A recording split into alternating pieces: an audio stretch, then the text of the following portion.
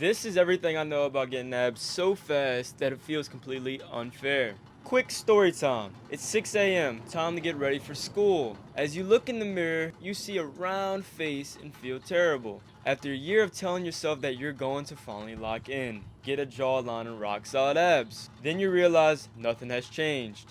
Until everything does. Now, if you're anything like me, you probably watched all the videos on how to get abs in 6 minutes. And then you did them, and surprise, surprise, no abs. You probably also ate clean for a little bit and then went back to your old ways. Worst of all, you keep spinning your wheels and nothing ever changes. No results. And what does no results lead to? Quitting. So, my name is Alex, and what I just told you is the story of my senior year of high school. I was completely stuck, but then I cracked the code, and getting abs felt completely unfair. In this video, I'll tell you everything I know on how to finally get abs. What actually leads to abs? You have to be lean enough to see them. Specifically in the 10 to 12% body fat range is when they really start to pop. How do we get there? Very simple. You need to be in a calorie deficit. What is that? A calorie deficit is when you eat below maintenance. This simply means you expend more calories than your body needs to maintain its weight. You can either do this by eating less or moving more. Simple, right? So what are the strategies that I used to finally get abs? Real quick, I just wanted to let you know that I am currently making a how to build an aesthetic physique course. Link down below if interested. Well, I started intermittent fasting. What is that? Intermittent fasting is when you wake up and don't eat for a couple of hours. I would wake up around 6, 7 a.m. and I would not eat for the first 6 hours of being awake. So this would look like waking up at 6 a.m. and not eating until noon. This equates to about a 14-hour fast. Fairly easy to do. Sometimes I go a little bit longer, sometimes a little bit less, but if you stick to this, it will be easier to control your hunger. The reason I fast is because it helps me with controlling my appetite. If I set a strict boundary on when I can eat, I tend to eat less calories during the day. Simple. Now you can experiment on yourself on how you would like to fast if you even want to. That is simply what I do. Another thing I started to do is I started to spam walks all the time. Right when I wake up, I go for a 10 to 15 minute walk every single morning. Every single morning.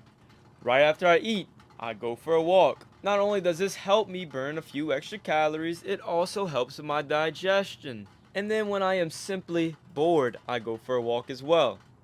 Now, walking, while it does burn calories, it also gives you time to think for yourself. Please do not walk and scroll, even though, yeah, you'll burn a few calories, but it'll give you some time to think for yourself or listen to some educational content, okay? Y'all need to get away from the brain rot every now and then, alright? Another strategy I use is I started to swap out high calorie items for low calorie items. For example, barbecue sauce. Full of sugar, right? Well, guess what? In today's day and age, we have low calorie or zero sugar barbecue sauces. I literally have a barbecue sauce that is like 10 to 30 calories, I think, compared to like 150 calorie, 90 calorie sauce. These little things add up. You also have sodas. I used to drink a few sodas here and there, right? Then I decided to finally think with my brain and I started doing diet sodas. And guess what? Maybe it's not the healthiest thing, right? But guess what? Neither is being fat. So I started drinking diet sodas, 0 calories, and I started to lose weight. Another thing I did was I started to focus on prioritizing high protein meals. So I would eat meats, eggs, things of that nature. This led to me feeling more full and actually putting on some muscle while I was actually losing weight. Yes, it's possible. I started down in protein shakes and things of that nature instead of eating snacks and candy. The thing I started to do was also 24-hour fast. This helped me a lot because guess what? If you fast for 24 hours, there's no food on the day. A tool I also use is caffeine. What does caffeine do? Caffeine blunts your hunger. It literally helps you without hunger, and caffeine also supports metabolism. I also drink sweetened beverages that are not sweetened by sugar. They are sweetened by artificial sweeteners. Now, is this the best thing in the world? Like I said, no, but I'm just trying to get abs here, okay? I'm trying to get abs. Do track my calories. It is absolutely vital that you track your calories if you have been stuck stalling for years or maybe even months, because tracking calories will quite literally tell you exactly what is going on. If you do not track, how will you know what is truly going in your body?